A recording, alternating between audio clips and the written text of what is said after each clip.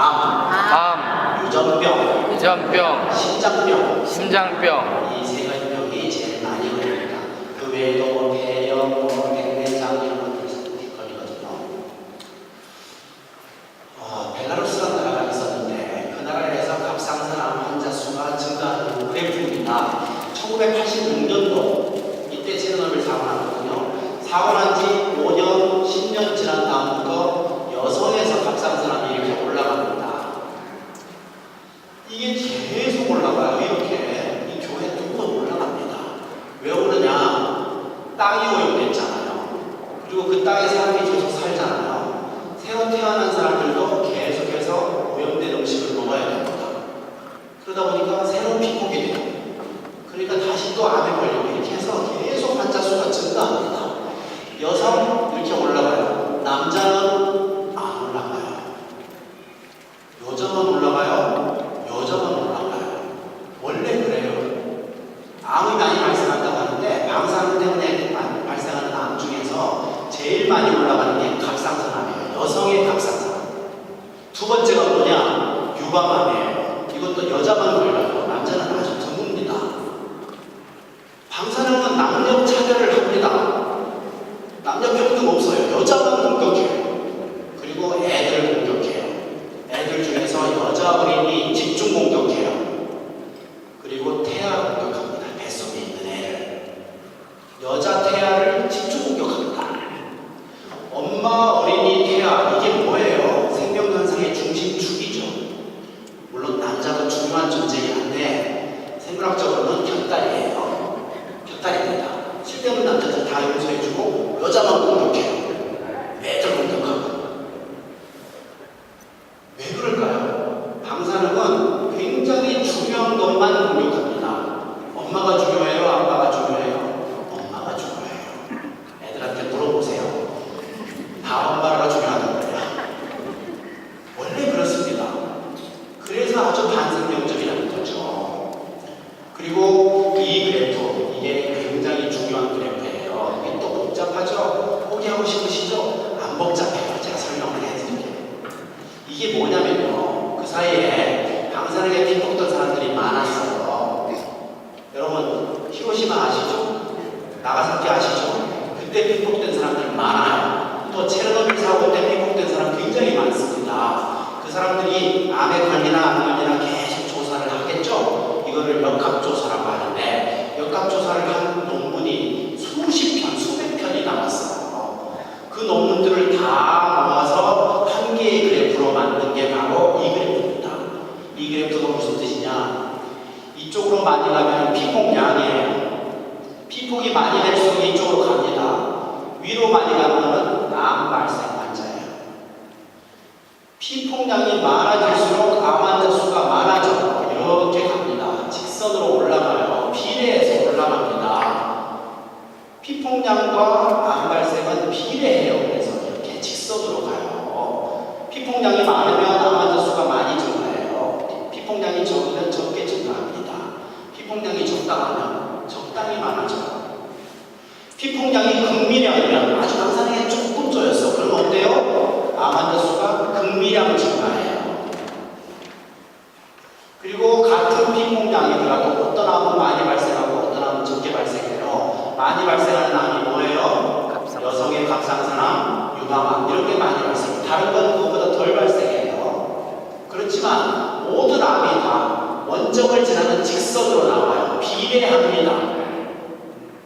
너무나 중요한 거니까 또 한 번 따라합시다. 피폭량과 암 발생은 비례한다. 피폭량과 암 발생은 비례한다. 굉장히 중요한 사항입니다. 비례합니다. 그러면 어디가 안전해요? 여기 안전해요? 이만큼 안전하겠는데? 아니죠. 여기 안전해요? 여기 안전해요? 어디가 안전해요? 암 환자 수가 증가하지 않아야 돼요. 그러면 얼마가 안전한 거예요? 제로. 0. 방사능이 없어야 안전해요. 이해되시죠? 방사능 조금 있다. 기준치 이하다. 안전할까요? 안전 안 해요. 0일 때만 안전해요. 그게 전 세계 의학계의 결론입니다. 그런데 여기 이 그래프 하나 보세요. 그 전에 이거 보세요. 직선이 아니고 약간 밑으로 처진 곡선이 하나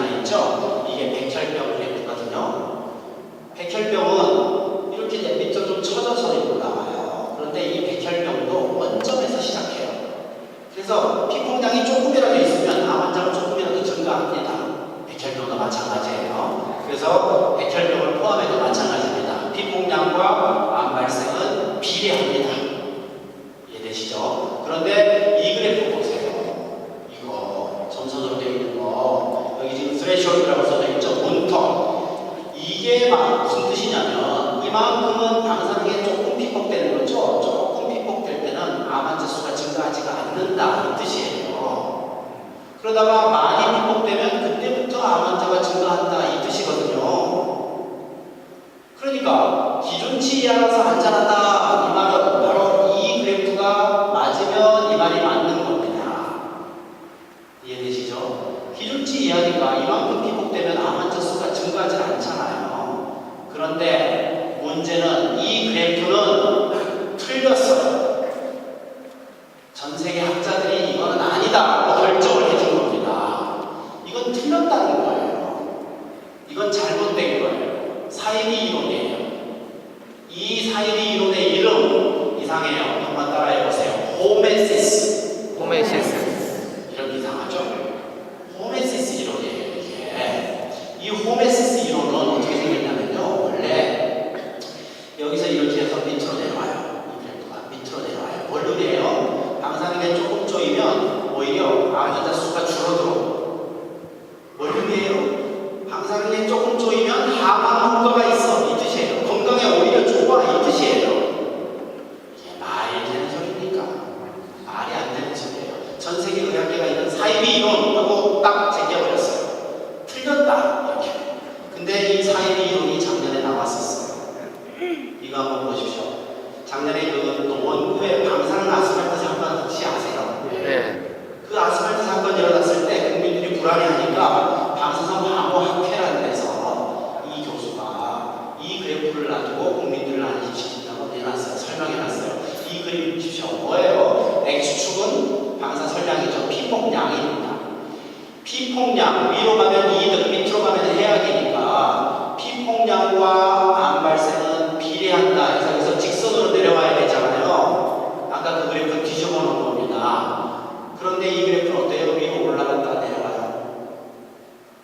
즉 방사능에 조금 쪼였을 때는 이득이 있다 이 말이에요. 그러나 많이 쪼이면 그때는 해악이 생긴다 이 말이거든요. 이게 전형적인 호메시스예요.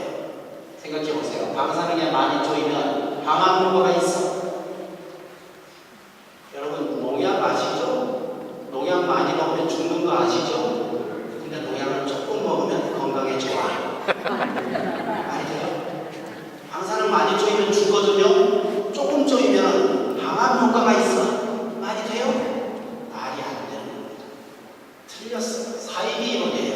이게 바로 무슨 이론? 호메시스 이론이에요. 이 호메시스 이론의 특징을 보시면 저설량 방사능에 조금 쪼였을 때는 암 발생이 증가하지 않고 오히려 항암 효과가 있다. 이런 얘기예요. 인체 데이터가 없어요. 사람 가지고 조사해보면요. 그 사이에 피폭됐던 사람들에 대해서 역학조사해보면 이 그래프는 안 나와요. 안 나와요. 주로 세포, DNA 이런 거 가지고 한 데이터들을 가지고 만든 이론이에요. 이 논문이 굉장히 많아요. 누가 돈 내줍니까? 보니까 미국 핵산업부가 있어요. 미국의 한수원 원자력발전소에서 돈을 받아가지고 그래가지고 연구한 거예요. 사람 가지고 연구해보면 무조건 직선이 나온단 말이죠. 원점에서 출발하는 비례 그래프가 나오니까 사람으로 안 하고 뭘로 해? 세포, DNA 이런 거 가지고 하는 거예요. 말이 안 되는 겁니다. 미국 핵산업부가 돈 내고 그리고 국제적으로 인정받지 못하는 무슨 이론? 사이비 이론이에요. 피폭량과 암 발생은 비례합니다. 기준치 이하에서도 비례해서 올라갑니다. 기준치 이하라서 안전하다. 이 말은 맞았어요? 틀렸어요? 틀렸어요. 어디가 안전해요? 0이 안전해요. 제로. 방사능이 없을 때 안전해요. 조금이라도 있으면 조금 그만큼 위험해요. 그게 의학계의 결론입니다. 아시겠죠?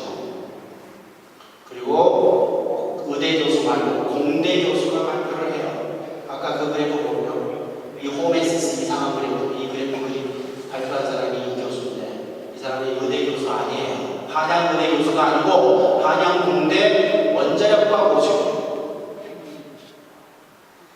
의학계에서 전 세계적으로 낸 결론이 있는데 그 결론을 공대 교수가 뒤집어. 말이 되는 소리냐고요. 용서할 수가 없는 겁니다. 그리고 이 얘기 굉장히 현실적으로 좀 중요한 얘기 좀 드릴게요. 우크라이나가 어떤 나라예요? 체르노빌 사고 난 나라죠? 그 나라가 2006년도에 발표를 해요. 2006년이면 1986년도에 사고 났으니까 체르노빌 사고 난 지 20년 만에 이 우크라이나 정부가 이렇게 발표합니다. 뭐라고 발표하냐? 음식을 통한 피폭이 90%다 이렇게 발표해요. 피폭에 대해서 제가 설명 좀 드릴게요. 방사능 물질이 있어요. 그러면 피폭되는 방법이 대충 4가지 정도 됩니다. 방사능에 오염된 피가 내려요. 피가 여기 맞았어. 그러면 어때요? 방사능이 우리 몸을 쪼이겠죠? 그래서 외부 피폭이 되고 그 중에 아주 일부는 피부를 통해서 흡수도 돼요. 그러면 내부 피폭도 되는 거예요. 그래서 방사능 비를 통한 피폭이 있고 마지막으로 방사능에 오염된 음식 이걸 내가 먹어버려요. 먹었어요. 어떻게 됐어요? 방사능이 몸속에 들어와버렸죠? 그리고 이게 흡수가 돼서 세포에 다 들어갑니다. 이건 내부 피폭인데 음식을 통한 내부 피폭이에요. 그런데 어때요? 이 4가지 피폭 경로 중에서 어떤 게 제일 중요해요? 음식을 통한 피폭이 제일 중요해요. 그러니까 음식만 조심하면 나머지는 10%밖에 안 된다 이 말이에요. 한번 예를 들어 봅시다. 일본 사람이 일본에 사는데 일본 음식을 물 한 방울도 안 먹어요. 한국 거만 먹어요. 그러면 몇 프로씩 피폭이 돼요? 10%만 피폭이 되는 거예요. 우리가 여기 살면서 일본을 좋아해. 그래서 모든 음식을 일제만 먹어. 물부터 시작해서. 그럼 어때요? 일본 사람의 90%를 피폭된다 이 말이에요. 쉽죠? 그런 상황인데 문제는 이거예요. 일본 식품이 그대로 수입되고 있어요. 수산물. 아까 그림 보셨죠? 태평양으로 방사능이 쫙 퍼지는 거 보셨죠? 거기서 물고기를 잡아서 자기들만 먹는 게 아니라 한국에도 수출을 해요.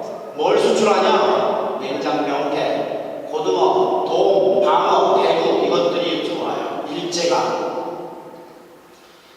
명태는요, 우리나라에서 안 잡힌 지 오래됐어요. 20년 동안 안 잡혔어요. 시장에서 파는 생태 모두 일산이에요. 아셨어요? 일본에서 수입한 겁니다. 그러면 방사능이 있어요, 없어요? 있어요. 그걸 제가 어떻게 알 줄 아세요? 제가 직접 재봤어요. 명태 사서 재봤어요. 그랬더니 방사능이 나와요. 또 사서 재봤어요. 또 나와요. 친구가 재달라고 해요. 또 나와요. 계속 나와요. 명태는 어떻게 해야 돼요?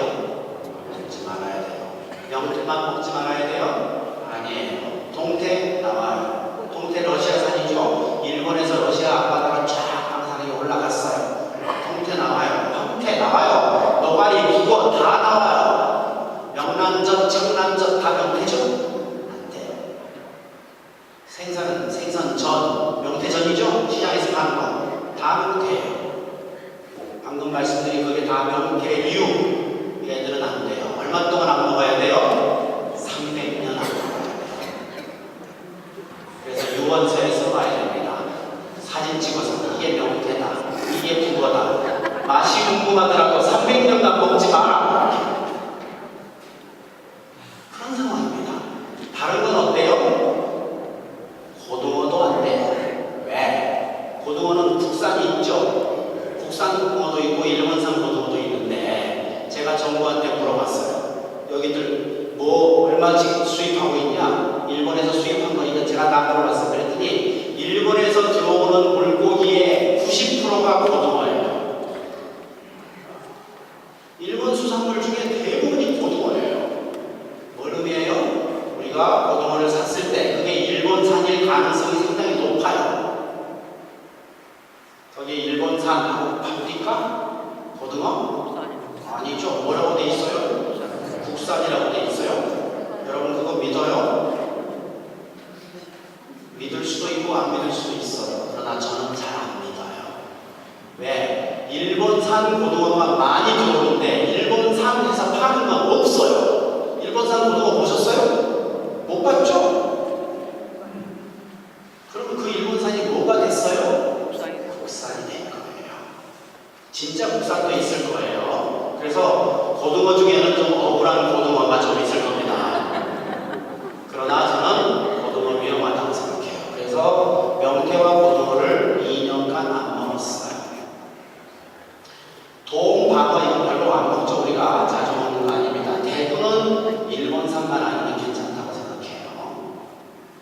근데 지금 원산지 표시가 잘 안 돼서 이게 정말 답답한 일이죠. 이게 지금 왜 모두 유통되고 있냐? 이것들이요 0.5에서 25베크렐 이 사이로 오염이 됐습니다. 25베크렐 이건 뭐냐면요, 베크렐이라는 뜻은 방사능에 오염된 이 물질 안에서 방사능이 얼마나 있냐 이거예요. 1초에 핵붕괴가 한 개 일어나면 1베크렐입니다. 25베크렐 1초에 25번의 핵붕괴가 일어난다는 뜻이에요. 그러니까 숫자가 높을수록 방사능이 많은 겁니다. 근데 제일 많이 오염된 게 25란 말이에요. 근데 기준치는 얼마예요? 100이에요. 기준치보다 한참 아래죠? 그러니까 정부가 기준치 이하라서 안전하다 하고 다 유통시켜버렸어요.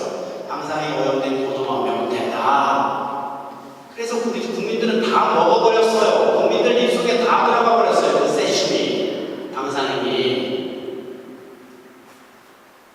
여러분 어떻게 해야 돼요? 이때는 기준치 이하라서 안전하다라는 정부 말을 믿어야 돼요? 안 믿어야 돼요. 그리고 이 두 가지는 안 먹어야 돼요. 먹을 게 없네? 아니에요. 이 두 개 빼고 나머지는 다 먹어도 돼요. 먹을 거 많아요. 아셨죠? 두 가지만 조심하면 됩니다. 그리고 제가 측정기를 사버렸어요. 사고 싶어 죽겠어요. 재보고 싶어서. 그래서 사버렸어요. 근데 돈이 없네. 그래가지고 친구들한테 돈 좀 주세요 그랬어요. 페이스북이라고 있어요. 컴퓨터에 이렇게 해서 친구들 사귀는 거. 거기다가 내가 측정기를 사버렸다. 돈이 2,500만 원이 필요하다. 돈 좀 보내줘라. 그랬더니 친구들이 돈을 막 보내준 거예요. 열흘 만에 2,600만 원이 팍 들어와버렸어요. 그래가지고 돈 딱 갖고 그다음부터 측정을 한 겁니다. 근데 그분들이 나를 좋아해서 돈을 보낸 게 아니었어요. 자기들이 먹는 거 재보고 싶으니까 돈 준 거예요. 그래가지고 막 이거 재주시고 저거 재주시고 막 오는 거예요. 그래서 할 수 없이 밤새 재는 겁니다. 밤새 쟀더니 어떤 결과가 나왔냐? 명태 나와요.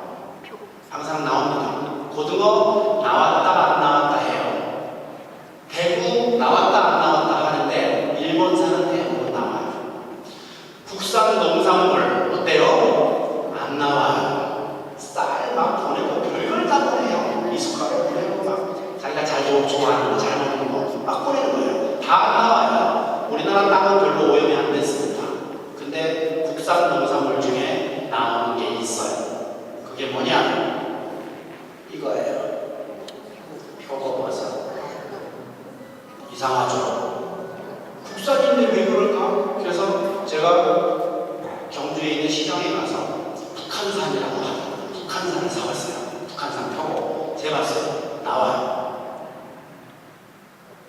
그래서 국내산 다시 사와서 재봤어요. 또 나와요. 계속 나와요. 이야, 이상하다 그랬더니 일본에서 뉴스가 나옵니다. 땅은 10베크렐로 오염되어 있는데 표고버섯은 1000베크렐로 오염되는 거예요. 농축시킵니다. 세슘을, 방사능을 농축시켜요. 그러면 표고버섯은 먹어도 돼요? 안 돼요? 안 돼요. 위험해요.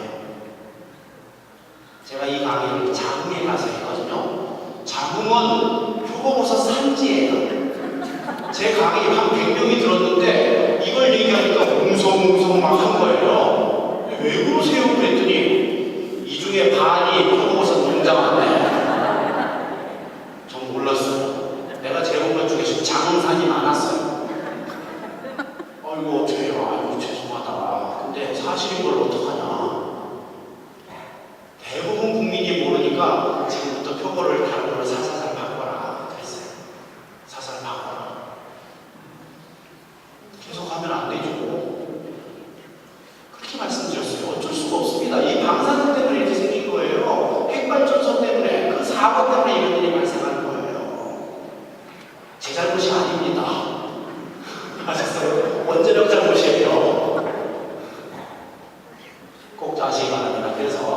세 가지를 조심해야 돼요. 뭐뭐, 명태, 고등어, 표. 이 세 가지는 조심하셔야 돼요. 그리고 주변주민 역학조사. 이거는 원전 주변에 살면 우리나라 원전이 네 군데 있죠? 어디였어요? 영광, 울진, 경주, 부산. 이 근처에 살면 가까이 5km 안에 살면 이 사람들은 암이 이렇게 많이 걸려요. 위암간암 이렇게 증가해요. 유방암 50%, 갑상선암 150%. 제일 많이 올라가는 게 뭐예요? 여성 갑상선암. 2등이 뭐예요? 유방암. 원래 이렇습니다. 우리나라만 그런 게 아니에요. 전 세계가 다 그래요. 일본 사망 소식 한번 보십시오. 동북부지방 후쿠시마에 있는 그 근처거든요. 거기에서는 지난 몇 개월 동안 장례식이 2배예요. 무슨 얘기예요? 사망자 수가 2배가 돼요. 후쿠시마 사고 나기 전에는 주로 노인들만 사망했어요. 근데 지금은 어때요? 젊은이들이 많이 죽어요. 그리고 대부분 심장마비로 죽어요. 아까 말씀드렸죠? 세 가지 병이 가장 많이 걸린다. 뭐였어요? 암, 유전병, 신장병. 이 신장병은 이미 시작했어요. 암은 아직 안 시작했어요. 아까 말씀드렸죠? 10년 정도 지나야 올라가기 시작해요. 앞으로 한 8년 후부터 일본에서 암 환자 수가 증가합니다. 유전병, 이거는 몇 세대를 두고 봐야 돼요. 아직 지금 확인하기 힘듭니다. 그러나 심장병은 확인이 돼요. 신문에 계속 납니다. 잊을만한 그런 것이 나요. 심장병 환자가 많다. 일본에 많아졌다. 젊은 사람이 많이 죽는다. 그 얘기 나옵니다. 시작됐어요. 재앙이. 자, 이게 또 문제입니다. 병원에서 방사선. 병원에서도 방사선 많이 쓰죠? 의사가 조여주는 방사선은 안전할까요? 아니에요. 똑같은 방사선이에요. 잘생긴 의사가 조여주는데 그래도 똑같아요. 똑같습니다. 피폭량과 암 발생은 비례한다. 기억나시죠? 피폭량이 많으면 안 돼요. 그래서 이것들을 보십시오. 밀리시버트라는 게 기준치인데 이게 1년치 이렇게 보시면 돼요. 1밀리시버트가 1년치. 가슴 엑스레이 한 장 찍으면 0.02예요. 그러니까 50장 찍으면 1년치 이렇게 보시면 됩니다. 1년은 찍어야 됩니다. 아셨죠? 그러면 MRI는 어떨까요? MRI는 여기 없죠? MRI는 방사능 아니에요. 그래서 CT보다 덜 위험합니다. 그러니까 의사 선생님이 CT 찍읍시다 하면 한 번쯤 물어보세요. 혹시 MRI로 바꿀 수 있나요? 이렇게. 바꿀 수 있을 때도 있고 없을 때도 있어요. 어떤 거는 CT를 꼭 찍어야 될 때 있습니다. 그때는 할 수 없이 CT를 찍어요. 근데 MRI가 대체할 수 있을 때는 MRI가 덜 위험합니다. 근데 문제는 이게 비싸죠? 왜 비싸요? 보험이 안 돼요. 그래서 저번 선거 때 어떤 후보한테 제가 그 얘기를 했어요. 야, 이거 MRI가 보험이 안 되니까 비싸서 사람들이 CT를 많이 찍는다. 국민들 피폭량이 많다. MRI 보험 좀 합시다. 내가 그랬어요. 그랬더니 그 후보가 그럽시다 했어요. 그리고 기준치 너무 높잖아요. 100, 370 너무 높잖아요. 이거 많이 낮춥시다 그랬더니 그럽시다 했어요. 근데 그 후보가 100만 표가 모자랐어. 한번 봅시다. 조영술도 있고 뇌 스펙트가 있고 또 펜시티라는 것도 있어요. 그죠? 그것들 다 방사능 많은 것들입니다. 그래서 꼭 필요할 때만 찍어야 돼요. 찍자고 했을 때 뭐라고 물어봐요? MRI로 바꿀 수 있나요? 하고 물어보는 거예요. 못 바꿉니다. 꼭 찍어야 됩니다. 그러면 할 수 없이 가서 찍으세요. 네. 바꿀 수 있습니다 하면 고민하세요. 돈이 있나 없나.